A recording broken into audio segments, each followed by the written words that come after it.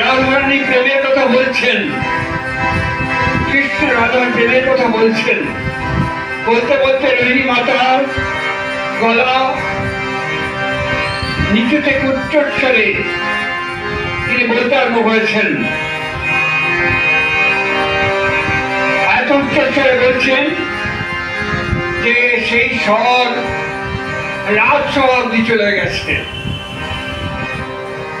কৃষ্ণ রাজসভায় বসে কি যেন টান অনুভব করছেন। তিনি অন্দর মহলে আস্তে আস্তে এগিয়ে এসেছেন। এগিয়ে এসে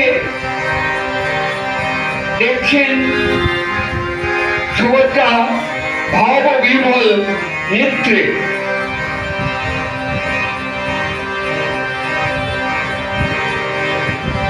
রাধার বৃন্দাবনের কথা শুনছেন।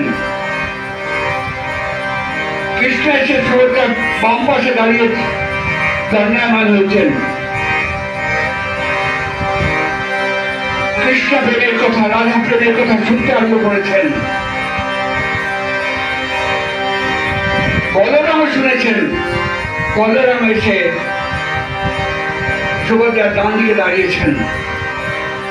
তিনজন মিলে শুনছেন রোহিণী মাতার মুখে সে বৃন্দাবন লীলার কথা, সে রাধা প্রেমের কথা, কৃষ্ণ রাধা প্রেমের কথা। শুনতে শুনতে তাদের বিকার দেখা দিয়েছে। হাত পা গুলো বলতে আরম্ভ করেছে। চোখগুলো বিস্ফোরিত হয়ে গেছে। সারা শরীরে